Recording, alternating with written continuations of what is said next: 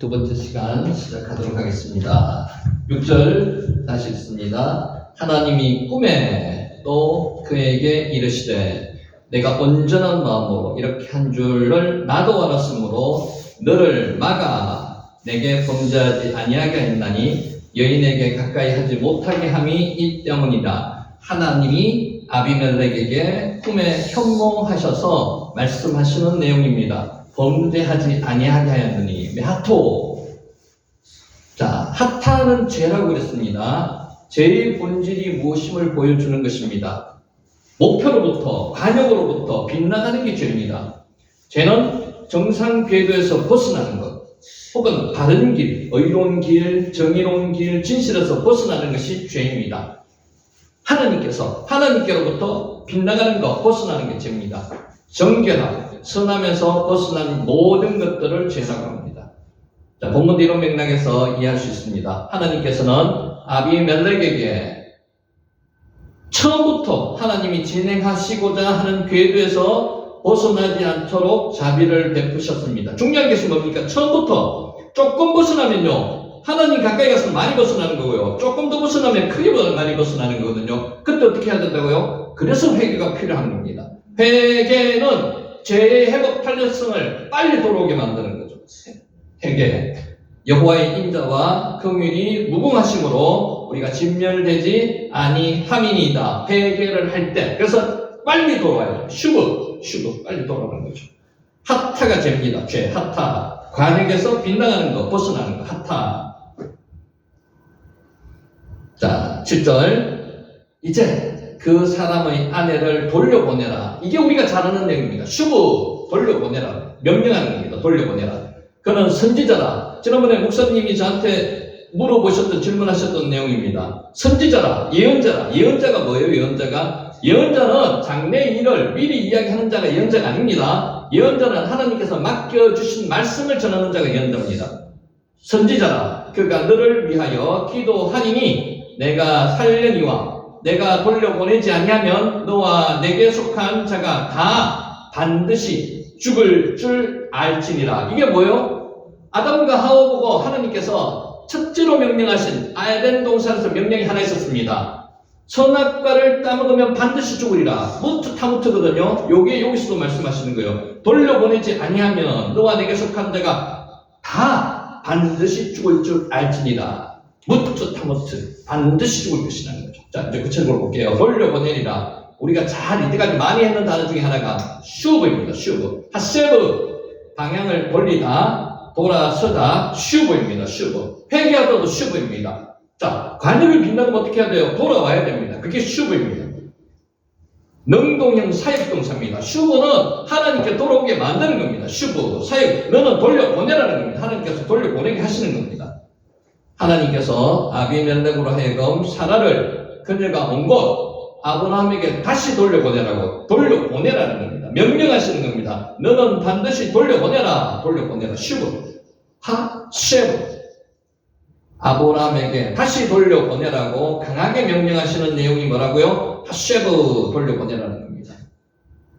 하나님께서는 아비멜렉으로 하여금 큰 범죄에 빠지지 않게 하시는 한편 사라를 다시 원래 있던 곳으로 돌려보내도록 명령하심으로써 문제 해결을 유도하고 계십니다. 그 밤에 하나님께서는 아비멜렉의 꿈에 현몽하셔서 아비멜렉에게 직접 말씀하십니다. 사라를 돌려보내라고 명령하시는 겁니다. 이런 하나님이 우리 꿈속에서도 역사하시기를 바랍니다. 우리 꿈속에서 분명히 나타나셔서 말씀하시는 겁니다.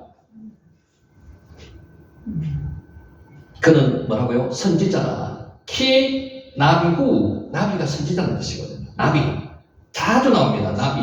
예언자를 이야기도 합니다. 나비후. 여기서 한글 성경에 빠져 있는데, 그 사람의 아내를 돌려보내라. 왜냐하면, 왜 돌려보내는지에 대한 이야기가 나비. 그는 선지자이기 때문에 돌려보내는 거예요. 그래서 빠져 있습니다. 본문은 왜냐하면 그는 선지자이다. 요 왜냐하면을 꼭 넣으셔야 됩니다. 왜냐하면. 그래서 앞으로 성경을 번역하면 아마 이게 들어갈 가능성이 없습니다. 이제 그 사람의 아내를 보내라. 보내는 이유가 뭐예요? 그는 선지자이기 때문에 돌려보내는 거예요. 왜냐하면 그는 선지자이다. 가 됩니다. 한글 성경에는 이 번역이 생략되어 있습니다. 원어 성경의 본문 서두에는 왜냐하면으로 번역되는 키가 적혀 있습니다. 키가 때문이라는 거죠. 왜냐하면이라는 뜻입니다. 왜냐하면 나비후, 그는 후가 그는 선지자기 때문이라는 거죠. 사라를 돌려보내야 하는 이유가 아브라함이 선지자라는 사실에 근거하고 있습니다. 선지자입니다. 선지자가 예언자라는 뜻도 포함하고 있습니다. 선지자는 나비, 대변인, 예언자, 말하는 자라는 뜻이 있습니다. 말을 누구 말을 하는 겁니까? 하나님이 맡겨준 말을 하는 사람이, 그 사람이 선지자예요. 예언자는 좀 전에도 말씀드렸듯이 장래 일을 자기가 점쟁이처럼 이야기하는 사람이 예언자가 아닙니다. 하나님께서 맡겨주신, 맡길 예자입니다. 맡겨주신 이야기를 하는 자가 예언자예요. 자, 번역에 주의하는데, 왜냐하면 이거 꼭 넣어놓으시기 바랍니다. 창세기 20장 7절에 이제 그 사람의 아내를 돌려보내라. 왜냐하면 키 나비후, 그는 선지자이기 때문이다. 자, 첫째, 아람어역은 나바아에서 나온 게 나비입니다. 고지하다. 대변인이라는 뜻이 되었다는 게 첫 번째 견해이고요. 둘째가 히브리어 나바, 부글부글 끓다는 뜻이 나바입니다. 나바에서 유래해서 하나님의 뜻을 힘있게 부글부글 끓듯이 전달해 주는 자가 예언자라는 거죠. 나바에서 나왔습니다. 부글부글 끓다. 세 번째는 아카드에서 나왔는데 나부, 부르다는 뜻입니다. 부름 받은 자라는 뜻입니다. 그래서 세 번째 의견이 아마 강한데, 세 번째 의견이 이런 의견입니다. 하나님의 말씀이 맡겨진 자, 맡길 예자를 쓰는 거죠. 그래서 예언자는 하나님의 말씀이 맡겨진 자, 그게 예언자라는 뜻입니다. 그래서 여기 써놨습니다. 맡길 예자가 예자를 쓰는 거지, 미리 예자. 미리 이 장래 일을 이야기하는 자가 예언자가 아닙니다. 하나님이 맡겨진 말씀을 하는 자, 하나님의 말씀에 맡겨진 자, 그 사람이 예언자라는 거죠. 하나님께서 아브라함을 선지자라고 일부러 밝히시는 이유는 아브라함을 보는 아비멜렉의 인식을 바꾸고자 함이었습니다. 아비멜렉은 아브라함을 힘있는 족장으로만 여기고 있었는데 그 때문에 동맹관계를 가지려고 사라를 취했습니다. 지난번에 말씀드렸죠. 아비멜렉이 사라를 처음으로 데려온 이유가 두 가지 이유였습니다. 첫 번째 이유는 여기 말하는 힘의 동맹, 결혼 동맹으로 맺으려고 했는 게 하나고요. 두 번째는 사라가 그 당시에도 나이는 지금 사라 나이가 몇 살이라고요? 89세입니다. 89세라고 우리 지금 나이로 하면 한 40대 후반이나 50대 초반 정도 되었을 것이고요. 사라의 미모가 그만큼 출중하였기 때문에 아비멜렉이 여자로서의 매력도 느꼈을 것이라고 추정을 합니다. 그래서 두 가지 목적으로 데려왔다는 거죠. 지금 나이로 계산하시면 안 됩니다. 89세 할머니로 이렇게 생각하시면 안 돼요. 그 당시에 사라가 몇 살까지 살았다고요? 127세까지 살았습니다. 아브라함 175세까지 살았습니다. 그렇기 때문에 사라는 지금 우리나라에라 하면 50대 초반, 40대 후반 그 정도의 나이로 추정하심이 맞습니다. 나비가 뭐라고요? 선지자가 하나님의 말씀이 맡겨진 자, 이게 예언자, 선지자입니다. 우리도 하나님의 말씀이 맡겨졌습니다. 성경 말씀이 우리한테 맡겨졌습니다. 하나님께서 복 주시고자 하는 말씀 우리한테 주셨습니다. 그 말씀이 맡겨진 자가 누구라고요? 나비, 선지자라는 거예요. 우리가 선지자라는 거예요. 그는 선지자라. 키, 나비, 후. 하나님의 말씀이 맡겨진 자, 선지자입니다. 하나님께서는 아브라함을 선지자로 소개함으로써 아브라함이 오히려 아비멜렉보다 높은 위치에 있는 자임을 알려주신 겁니다. 옛날에는 정치적 지도자보다는 종교적 지도자가 더 높이 있었습니다. 그래서 족장인 정치적 지도자로만 아니고 아브라함이 종교적 지도자로 하나님께서 높여주셨는 겁니다. 그는 뭐라고요? 나비라고 이야기하십니다. 나비. 하나님의 말씀이 맡겨진 자. 그래서 종교적 지도자라는 겁니다. 아브라함이 가진 세력은 정치적인 것이 아니라, 정치적인 것도 있겠죠. 뿐만 아니라 하나님에 의해서 부여받은 선지자의 기업을 분명하게 하나님께서 말씀해 주신 게 무슨 표시라고요? 키, 나비, 후. 그는 선지자이기 때문이다. 왜냐하면 그는 선지자이다. 이런 말씀입니다. 아비멜렉도 정치적인 이유에서가 아니라 종교적인 이유에서 아브라함의 기업에 자신의 재산을 후하게, 그냥 준 것도 아니고요. 후하게 내주었습니다. 하나님께서는 아브라함을 선지자로 지칭하셨습니다. 그의 사명이 하나님의 계시를 받아 바쁜 사람들에게 전달하는 것임을 명확하게 밝혔습니다. 오늘날 성도들도 각기 일터와 처소에서 자신에게 주어진 일을 하면서 살아가지만 우리 역시 하나님의 말씀을 이 세상 사람들에게 엄히 설파하는 선지자로서의 사명이 있어야 함을 잊지 마시기 바랍니다. 그래서 제가 말씀드렸죠. 저와 여러분은 하나님의 말씀이 맡겨진 사람이고 이 말씀을 전파해야 됩니다. 복음을 전파해야 되고요. 그래서 하나님의 말씀을 전파하는 자가 누구라고요? 말씀이 맡겨진 자가 선지자, 나비, 예언자라는 말입니다. 저와 여러분이 그 역할을 하셔야 된다는 말씀입니다. 나비, 여기 나비, 선지자라는 뜻입니다. 선지자. 아브라함만에 대한 이야기로 끝내서는 안 된단 말입니다.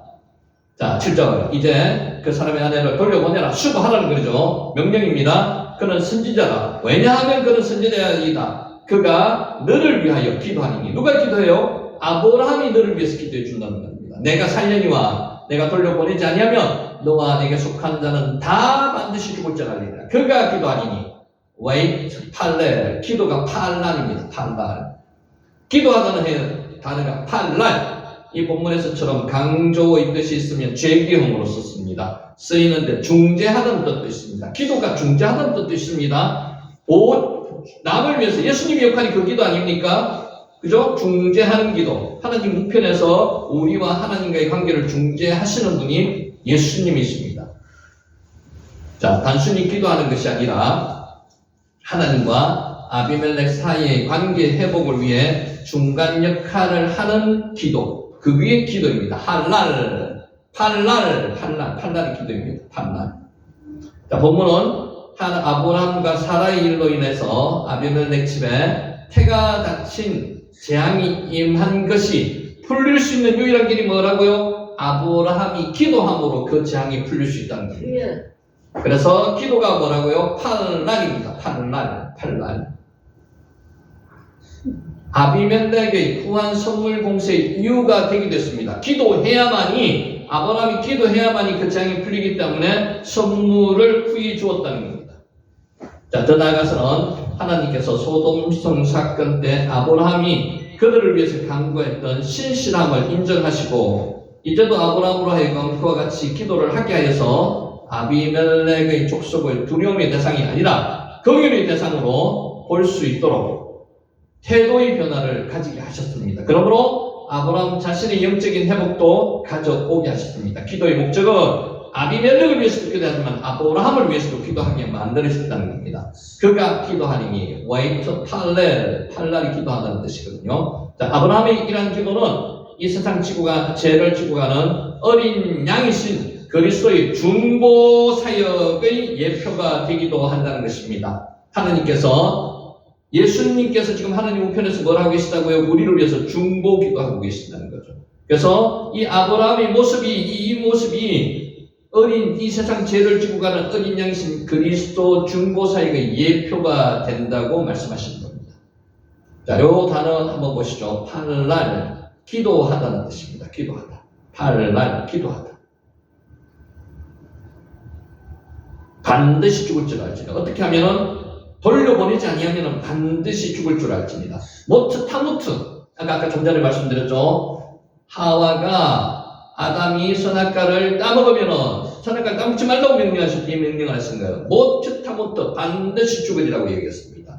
그때 하와는 뭐라고 얘기했습니까? 기억하십니까? 내가 죽을까 하노라. 죽을지 안 죽을지 잘 모르겠다는 뜻으로 얘기했고요. 뱀은 뭐라고 얘기한지 아십니까?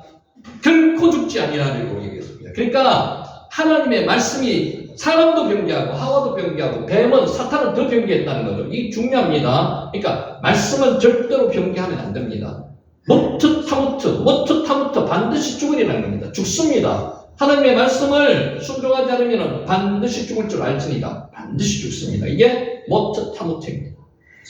하나님의 명령에 불순종했을 때 필연적으로 주어지는 결과를 보여주는 것입니다. 이와 동일한 표현이 이미 앞에서 창세기 2장 17절 선악과를 따먹으면 반드시 죽으리라. 모트 그때 나온 단어입니다. 자, 이러한 본문은 하나님의 명령을 순종하는 것이 인간의 본분임을 보여줄 뿐만 아니라 동시에 말씀에 순종하는 길만이 생명을 보존할 수 있는 유일한 길임을 항상 강조하고 있습니다. 말씀에 순종해야만 한다는 그 말씀을 증명하고 있는 겁니다. 호세아 1장 7절 말씀입니다. 자, 이제 1절에서 7절까지 정리합니다. 성도는 하나님에게 멀어질 때 실패하는 삶을 살게 됩니다. 하나님으로부터 멀어지는 게 실패한 삶이라는 거죠. 하나님이, 여러분 선택하시면 됩니다. 하나님이 안 계신 삶을 사는 게 좋습니까? 재물이 없는 삶을 사는 게 좋습니까? 두 가지를 선택하면 뭘 하실 겁니까?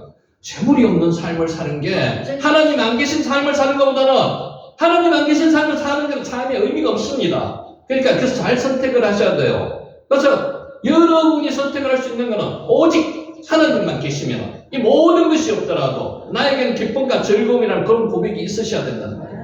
오늘 이거 뭐 창세기 21장이잖아. 어느 거요?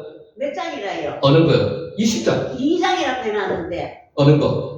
아, 이거 잘못됐네요. 창세기 20장, 공이 하나 빠졌습니다. 2장 1절에서 7절. 예, 여기 그러니까 죄송합니다.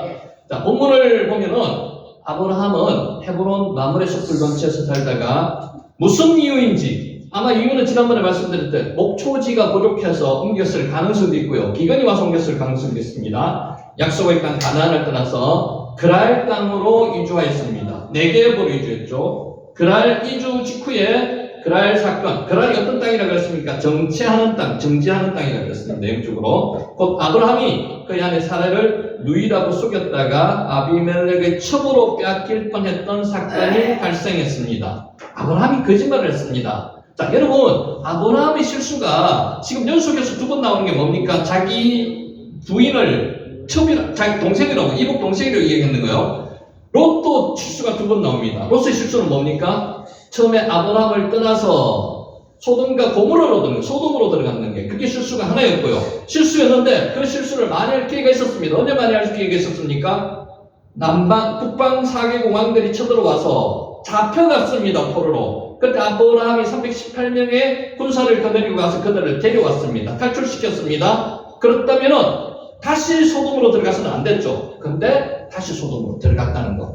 그리고 아브라함의 중보기들로 인해서 소돔성이 멸망할 때 탈출했습니다. 탈출할 때 롯은 부인은 어떻게 했습니까? 부인이 뒤돌아보고 해서 소금기둥이 되었고요. 롯이 산으로 옮겼습니다. 산으로 옮겨가서 두 딸들로부터 자식을 얻었다는 것. 두 번의 실수를 했는데 롯과 아브라함이 차이가 있습니다. 롯은요, 그 실수해서 죄를 범했는데 다시 돌아오지 않았습니다. 하나님께 다시 회개하지 않았다는 거죠. 근데 아브라함은 두 번의 실수, 애굽으로 내려가서 한 실수, 오늘 그랄로 내려가서 한 실수, 두 번의 실수를 다 하나님께 회개했다는 거죠. 그게 차이가 엄청난 거죠. 그래서 슈브가 그만큼 중요한 거예요. 자, 24년 전에 아브라함이 가나안을 떠나서 애굽으로 이주했을 때 실수의 재현이었습니다. 어떤 학자들은 이 두 가지 사건은 동일 사건이다라고 이야기하시는 분도 있습니다. 실제로 동일 사건은 아닙니다. 완전하게 다른 내용입니다. 자, 결국 이러한 사실은 성도가 하나님의 말씀과 그의 품을 떠나 세상으로 향하여 갈 때 실패하는 삶을 살 수밖에 없다는 겁니다. 지금 아브라함이 세상으로 가는 겁니다.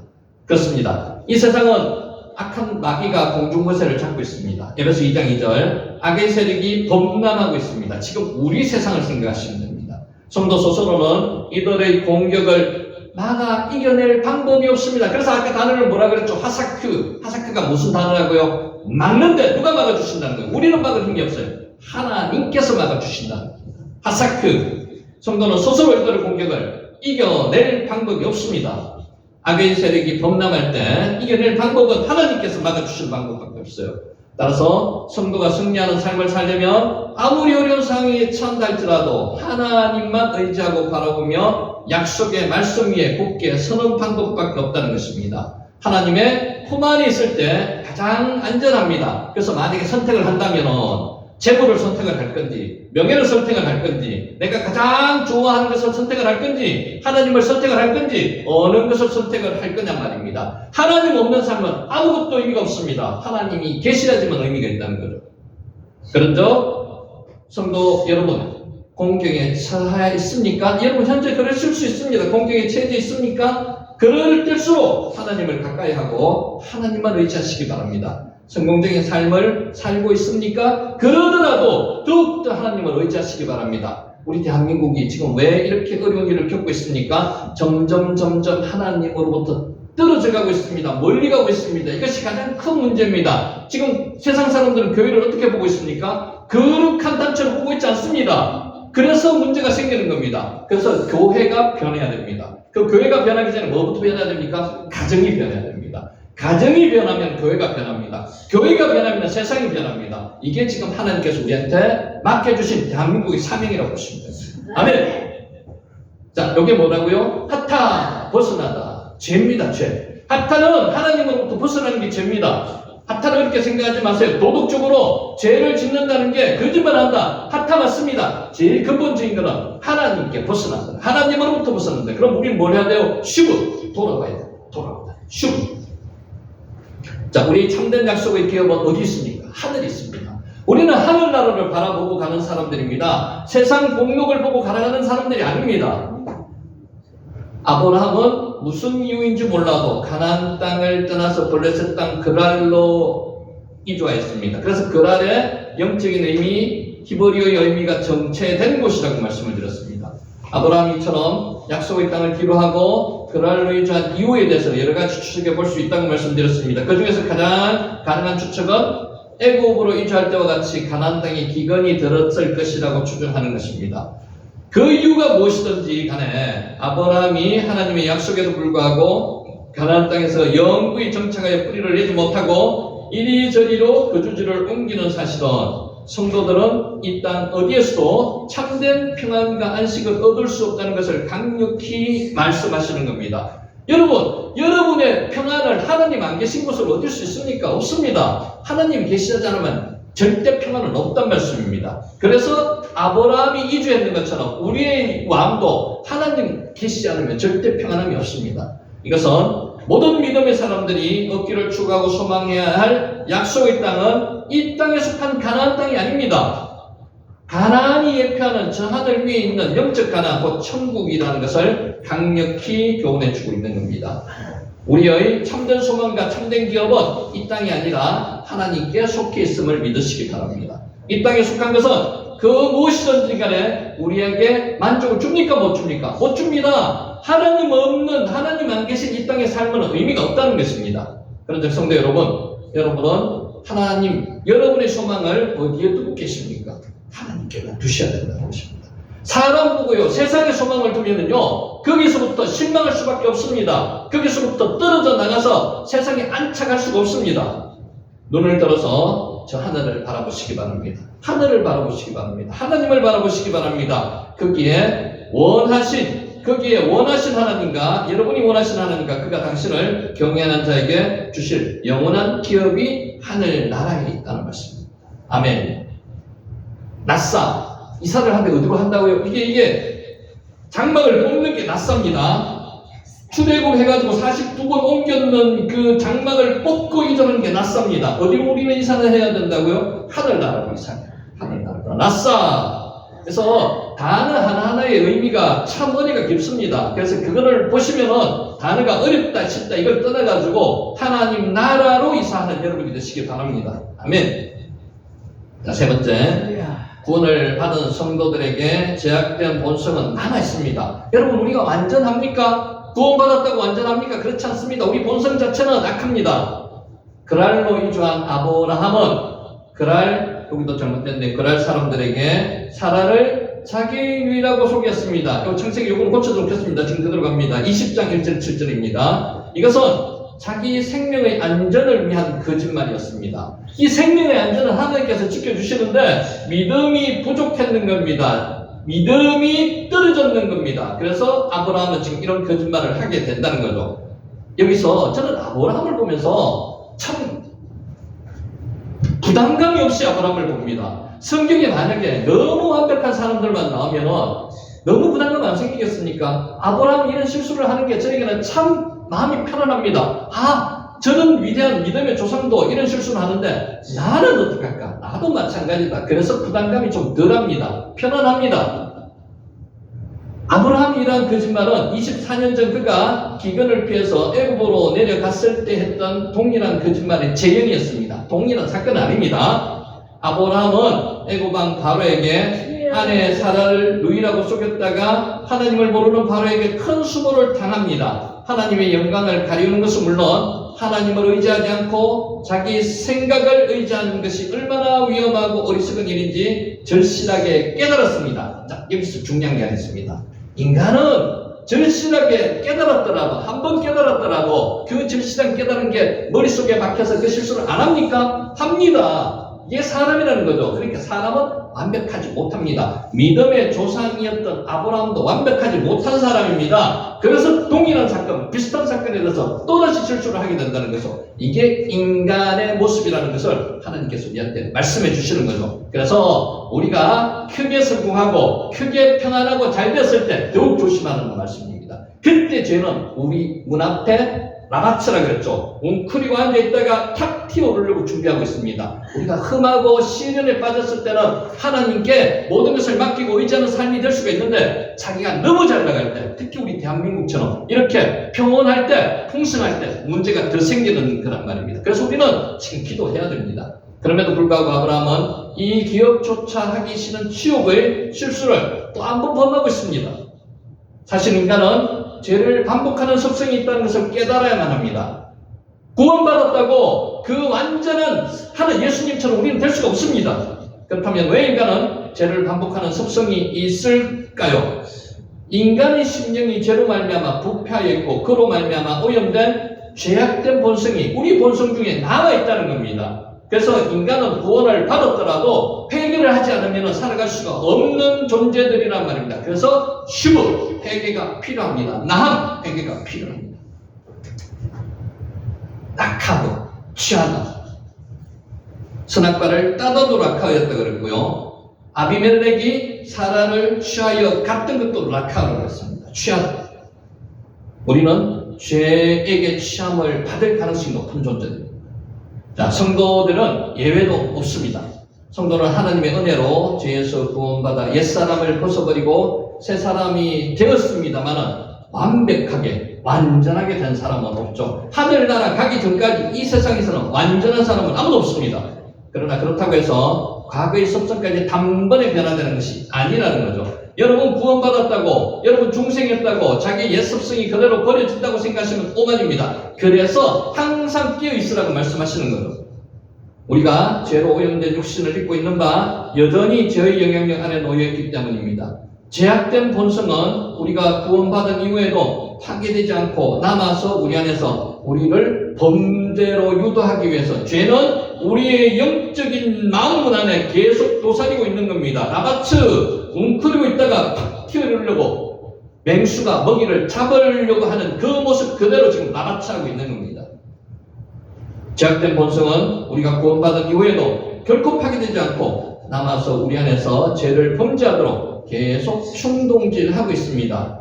죄는요, 한번 이야기해서 이 죄 지어가라 한번 이야기하는 게 아니에요. 아마르가 어떻게 한다 그랬어요? 하와에게 사탄이 뱀이 나타나서 아마르를 계속하는 겁니다. 계속 간청하고 간청하면 인간은 죄성이 있기 때문에 넘어갈 수밖에 없습니다. 그래서 기도하지 않고 말씀으로 깨우치지 못하면 항상 죄를 범할 존재, 가능성이 있는 존재가 인간이라는 겁니다.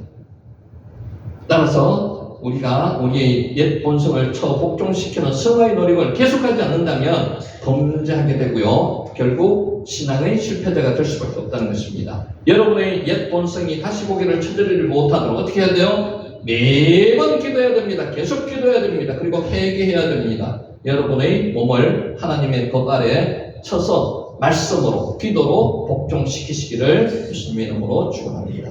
아멘. 자, 낙하하고 취하는 것입니다. 자, 진리를 거스린 인간적 처세술은 큰 문제를 야기시킵니다. 더 큰 문제를 야기시킵니다. 인간은 자기가 똑똑한 줄 알아요. 똑똑하지 않습니다.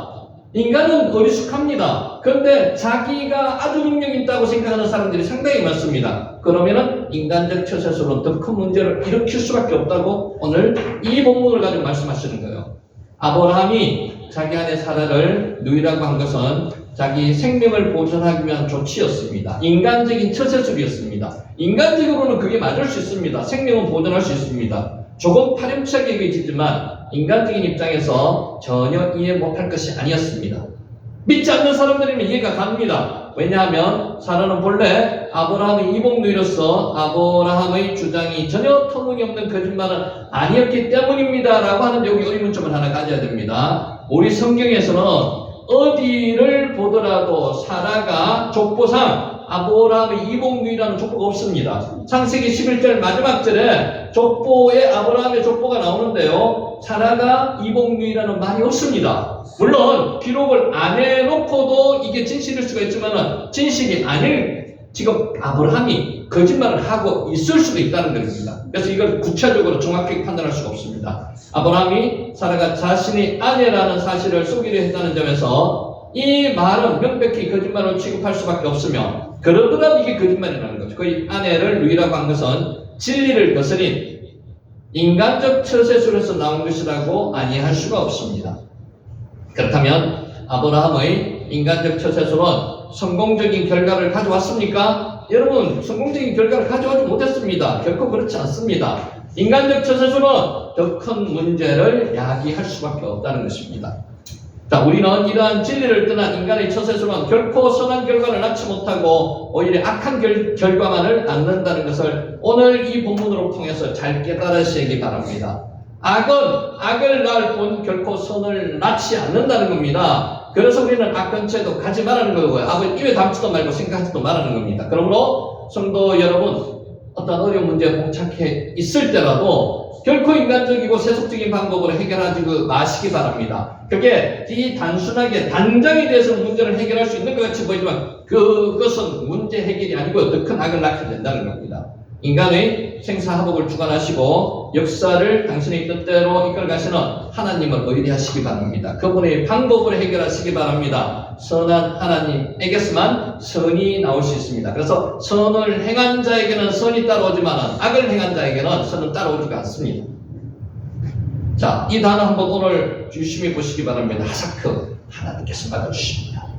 막아주시는데 위험으로부터, 죄로부터 누가 막아주신다고요? 내가 막을 힘이 없습니다. 하사크, 하나님께서 막아주신다는 거예요. 이 하사크의 주어는 내가 되는 게 아니고 인간이 되는 게 아니고요, 하나님께서 되십니다. 하사크, 억제시키는 겁니다. 하나님께서 억제시켜 주십니다.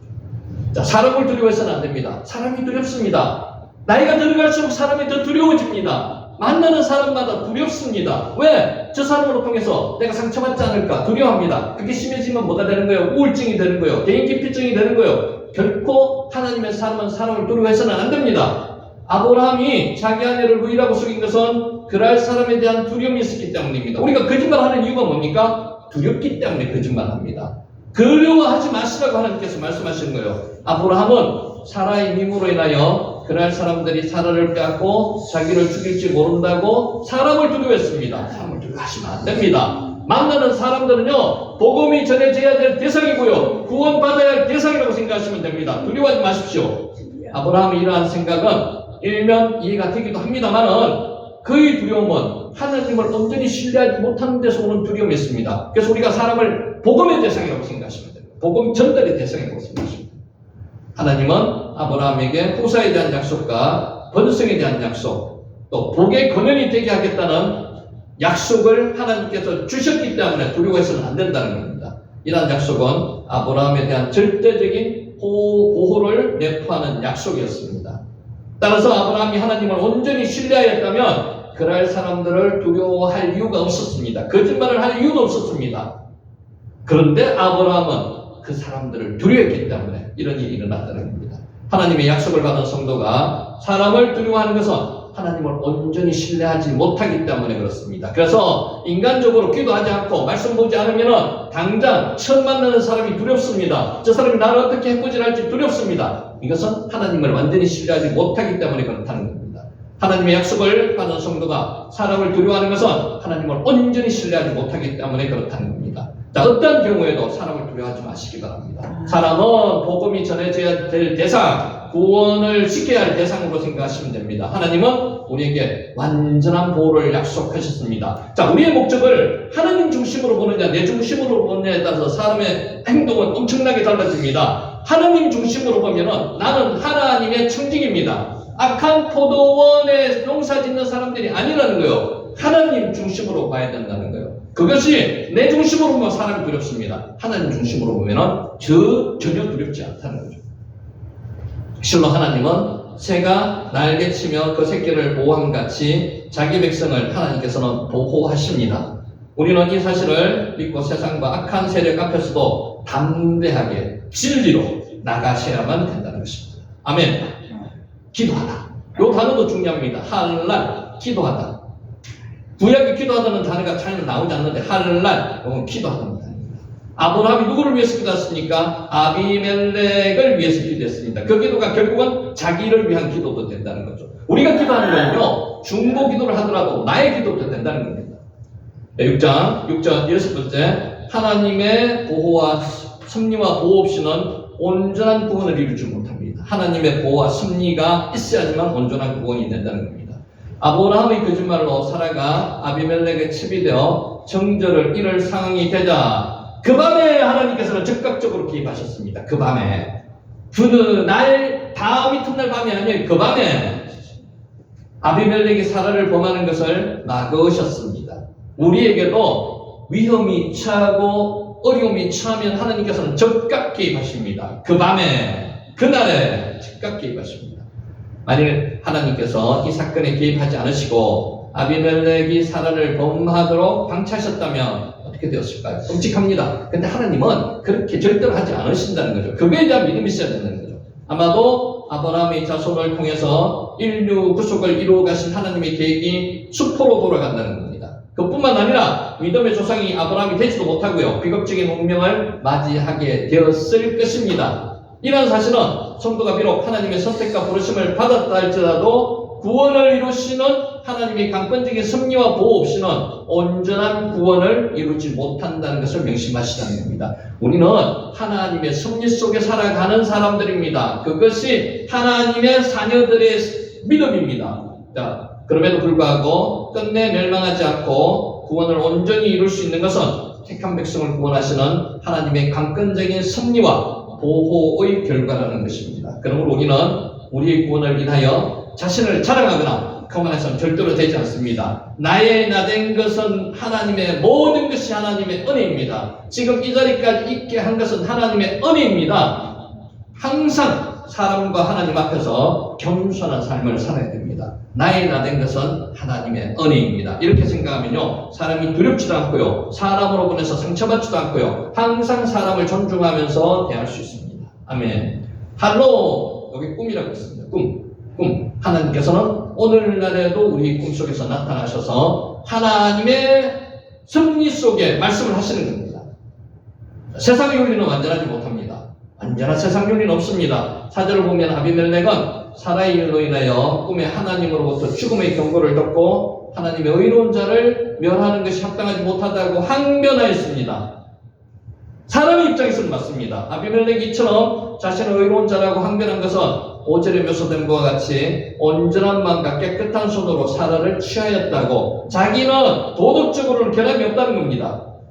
고대 전제 국가에서 왕이 결혼하지 않은 여자를 첩으로 취하는 것은 정상적이었습니다. 아무런 문제가 없습니다. 그런 의미에서 아비멜렉이 자신을 아브라함의 누이라고 소개한 사라를 첩으로 취한 것은 정당했습니다. 도덕적으로 정당했다는 거죠. 윤리적으로. 그러나 일부 다처제가 당시 사람들의 윤리 기준이나 표준에는 합당할지라도 일부 일처의 제도를 세우신 하나님 기준에는 합당하지가 않았습니다.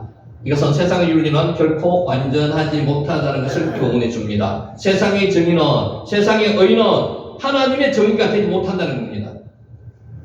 세상의 윤리가 각 지역마다 조금씩 다르거나 상반된 것이 있다는 것은 고대 윤리 기준과 현대 윤리 기준이 다르다는 것으로도 알 수 있습니다. 한국에서 올바르다는 것이 다른 어느 지역에 가면 올바르지 않을 수도 있습니다. 그래서 하나님의 정의가 아니란 말입니다. 하나님의 정의는 어느 곳에나 똑같이 완전합니다. 정의로 통합니다. 따라서 우리는 세상 윤리를 최고의 선으로 맹신해서는 안 된다는 겁니다. 세상 윤리가 정한 선을 행함으로 구원을 얻고자 하는 어리석은 생각은 버려야 합니다.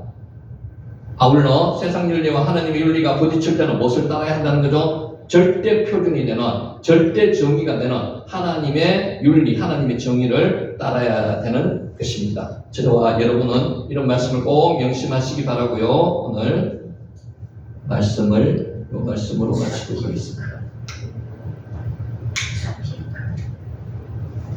차리크, 정의입니다. 정의.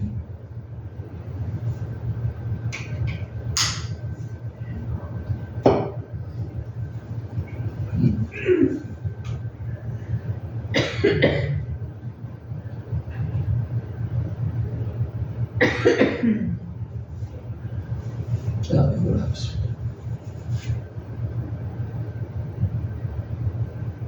여러분, 인생의 줄들이 여러분 끊어질 때 뭘 의지하시겠습니까? 그런 말 있죠. 인생의 줄이 끊어질 때가 있습니다. 인생의 줄이. 그 인생의 줄이 젊었을 때는 줄이 많습니다. 3줄, 4줄이 될 수도 있습니다. 점점 줄이 없어집니다. 오늘 이 내용을 보시면서 한번 느껴보시기 바랍니다. 인생의 줄들이 끊어질 때 니콜로 파가니니는 이탈리아 출신의 세계적인 바이올린 연주자였습니다. 세계적인 바이올린 연주자는요, 차원이 다릅니다. 연주할 때 요 줄을 히버리어에서는 후트라고 그럽니다. 줄, 실, 후트. 어느 날 파가니니가 프랑스에서 바이올린 연주를 할 때였습니다. 연주 도중에 갑자기 줄 하나가 뚝 끊어졌습니다. 바이올린 줄이 몇 개입니까? 4개입니까? 줄이 뚝 끊어졌습니다. 나머지 3개가 남았죠. 관중들이 놀라 긴장했습니다. 보통 사람 같으면 줄이 끊어지면요, 연주가 더 이상 안 됩니다. 파가니니는 당황하지 않고 4개의 줄이 있던 바이올린 줄에서 하나가 끊어지니까 3개가 남았습니다. 3개로 연주했습니다. 이게 대감입니다. 줄 3개로 연주를 한다는 것은 불가능합니다. 그런데도 했습니다. 그런데 또 하나가 다시 끊어졌습니다. 4개 줄에서 2개가 끊어지니까 2개밖에 없어요. 그런데도 연주를 했습니다. 파가니니는 여전히 아무 일 없는 듯이 2줄을 가지고 연주를 계속했습니다. 이거는 보통 사람은 불가능합니다. 근데 잠시 후에 날카로운 소리를 내면 또 하나의 줄이 끊어졌습니다. 4개의 줄에서 3개가 끊어지고 1줄밖에 안 남았습니다. 이거를 가지고 연주한다는 것은 거의 신의 경지는 이건 불가능한 일입니다. 이제 1줄만 남았습니다. 그러니까 파가니니는 잠시 멈칫하더니 바이올린을 높이 들고 1줄과 파가니니라고 외쳤습니다. 그리고 1줄로 연주를 마쳤습니다. 1줄로 4줄이 있는 그와 같은 음색을 내면서 연주를 동일하게 더 결정적으로 마쳤다는 거죠. 바이올린 줄이 하나씩 끊어질 때 청중들은 생각했을 것입니다. 아, 오늘 이 연주는 완전히 망쳤구나. 오늘 연주회는 파가니니에게 최고로 불행한 연주회가 될 것이라고 모든 사람이 생각했습니다. 그러나 파가니니는 오히려 최고의 연주회로 만들어 버렸습니다. 청중들은 자리에서 일어나서 그칠 줄 모르는 박수를 보냈습니다. 안 그렇겠습니까? 바이올린을 조금만 알더라도 줄이 하나만 떨어지더라도 연주를 못하는데 1줄만 가지고 연주를 했다는 거죠. 이 이야기 속에서 우리 인생의 모습을 살펴볼 수 있습니다. 여러분이 지금 남은 줄은 몇 줄입니까? 여러분의 줄이 혹시라도 세상을 향한 줄이 돼 있으면 그거는 불행한 겁니다. 이 남은 줄이 1줄이 어느 줄이어야 합니까? 하나님께서 만들어주신 하나님께 가는 그 줄이어야 된다는 거죠.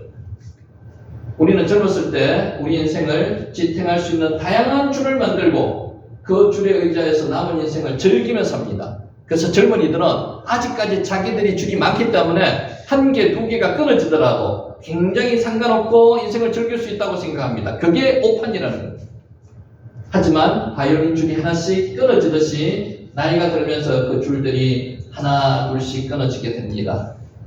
명예에 대한 줄도 끊어지고요. 자식에 대한 줄도 끊어지고 여러 가지 건강에 대한 줄도 끊어집니다. 뭐가 남았습니까? 하나님과 통하는 1줄밖에 안 남아 있습니다. 그게 인생입니다. 그 줄만이 우리를 살릴 수 있습니다. 나머지 모든 줄이 다 있는데 하나님만 통할 수 있는 그 줄이 끊어지면 또 어떻게 돼요? 그거는 인생에 의미가 없다는 거죠. 인생 최고의 절공이요 소망이던 자식들이 짝을 만나서 부모 곁을 떠나고 참 섭섭합니다. 그래서 부모들이 우는 거죠. 든든한 줄 같던 부모님도 힘을 잃고 세상을 떠납니다. 혼자 남았습니다. 친구들도 하나 둘씩 세상을 떠나고 배우자마저 곁을 떠나고 홀로 남았습니다. 정말로 혼자입니다. 하나님 안 계시면 내가 살아갈 방법이 없다는 거죠. 이게 우리의 현실입니다. 겉으로 이제 또 사업의 줄도 끊어지고요. 건세와 명예의 줄도 끊어지고 이제 마지막 남은 내가 정말로 살아가야 될 건강의 줄도 지금 끊어져 가고 있는 중입니다. 어느 날 영혼 천재지변으로 재산을 잃고 자식들을 잃고 건강도 잃고 뭐를 잃었습니까? 모든 것을 다 잃었습니다. 모든 것을 다 잃고 하나님만 살아계신다는 거예요. 아내마저 독수를 품고 여보의 곁을 떠나고 말았습니다. 여러분이 그렇게 믿는 자식들은 여러분이 주입니까? 언제 떠나도 떠납니다. 믿어서는 안 됩니다. 우리는 자식들을 우리가 양육할 대상으로 생각하고 하나님이 우리에게 맡겨준 선물로 생각해야 돼요. 그 줄이 우리의 줄이 아니에요. 여보의 인생을 지지해주는 인생의 줄들이 다 끊어졌습니다. 지금 저와 여러분 그렇지 않습니까? 모든 줄이 다 끊어졌습니다. 오직 하나님의 줄 한 줄만 남아있는 거예요. 그를 위로하고자 지금 뭐라고 했습니까? 후트 줄 찾아온 친구들은 오히려 욥을 정죄하고 비난하며 욥을 더욱 힘들게 합니다. 우리 남은 줄이라는 자식들이, 우리 남은 줄이라는 어떤 부와 명예가 나를 더욱 힘들게 하는 경우가 지금 생기고 있는 겁니다. 욥의 이웃들도 욥이 고난을 당하자 외면하고 손가락질하며 비웃었습니다. 남은 줄은 한 줄밖에 없습니다. 곁에서 욥을 위로해주고 격려해주는 사람이 아무도 없었습니다. 이게 인생입니다. 인생은 혼자입니다. 그래서 세상 사람들은 혼자이기 때문에 혼자 있다가 혼자 자기 인생을 자기 마음대로 결정하는 거예요. 이게 하나님의 자녀들과 세상 사람들의 가장 큰 차이라는 겁니다. 그러나 하나님은 욥을 바라보고 계셨습니다. 우리가 잘 아는 나입니다. 하나님은 욥을 바라보고 계시는 겁니다. 우리를 바라보고 계시는 거예요. 하나님으로 말미암아 욥은 새 인생을 살게 되었습니다. 여러분 실망하실 필요 없습니다. 인생의 모든 줄이 끊어지더라도 하나님의 줄만 끊어지지 않으면 인생은 실패한 인생이 아닙니다. 하나님이 나의 줄이십니다. 우리 인생의 모든 줄이 다 끊어져도 남아있는 마지막 한 줄, 그 한 줄만 붙이시면 된다는 거예요. 그 마지막 한 줄은 가장 자비하시고 긍휼히 여기시는 헤세드 우리 하나님이십니다. 하나님. 주변의 사람들이 내 곁을 떠납니다. 나를 잊습니다. 그러나 하나님은 결코 절대로 나를 잊지 않으시는 분입니다. 그분이 우리의 하나님이십니다. Our Father in Heaven, 하늘에 계신 우리 아버지시라는 거죠. 하나님은 말씀하셨습니다. 여인이었지 그 젖먹는 자식을 잊겠으며 자기가 태어나서 난 아들을 어찌 긍휼히 여기지 않겠느냐. 그들은 혹시 잊을지라도 나는 너를 반드시 잊지 아니하리라. 이사야 49장 15절 말씀입니다. 예수님은 슬픔과 고통 가운데 사는 인간들의 구원자가 되시려고 자신을 비워서 사람의 몸을 입고 이 땅에 오셨습니다. 이분이 누구시라고요? 천지를 만드신 그 하나님 아버지 성부 성자 성령 성자 예수님이시라는 겁니다. 예수님은 인생의 줄이 다 끊어진 가난한 자, 포로된 자, 눈먼 자, 저와 여러분, 희망이 없는 저와 여러분 위로와 소망을 주셨습니다. 인생을 살면서 의지하는 인생의 줄이 다 끊어질지라도 인생의 마지막 순간까지 끊어지지 않는 한 줄이 남아있음을 우리는 잊지 말아야 합니다. 그러므로 말미암아 여러분은 즐겁고 행복하고 건강하게 살 수가 있다는 겁니다. 그러면 그 마지막 한 줄로 우리 인생을 끝까지 아름답게 연주하려면 어떻게 해야 될까요? 이게 중요합니다. 파가니니가 한 줄을 가지고도 연주를 계속하려는 의지와 믿음을 가졌던 것처럼 우리도 하나님을 향한 소망과 믿음을 가져야만 합니다. 이게 우리의 소망이고 길입니다. 믿음은 우리 인생의 마지막 남은 생명선입니다. 믿음이 어떤 믿음이라고요? 하나님을 향한 믿음. 믿음만 있으면 한 줄을 가지고도 인생을 노래할 수가 있습니다. 바벨론의 침략으로 모조리 사라지게 될 유다의 절망적 상황을 바라보면서도 하박국 선지자는 이렇게 노래했습니다. 우리가 잘 아는 구절입니다. 바벨론의 침략으로 모조리 사라지게 될 절망적 상태에서 이야기했습니다. 비록 무화과 나무가 무성하지 못하며 포도나무에 열매가 없으며 감람나무에 소출이 없으며 밭에 먹을 것이 없으며 우리의 양이 없고 외양간에 소가 없어지더라도 나는 여호와로 말미암아 즐거워하며 나의 구원의 하나님으로 말미암아 기뻐하리로다. 하박국 3장 17절 18절 말씀입니다. 절대 절망의 상황에서 하박국이 고백한 절공과 기쁨은 뭐라고요? 여호와 언약의 하나님, 구원의 하나님으로 인해서 말미암은 것이었습니다. 인생의 줄들이 줄입니다. 끊어질 때 마지막 순간까지 끊임없이 끊어지지 않는 한 줄이 우리에게 남아 있습니다. 이 줄을 여러분 의지하시면 됩니다.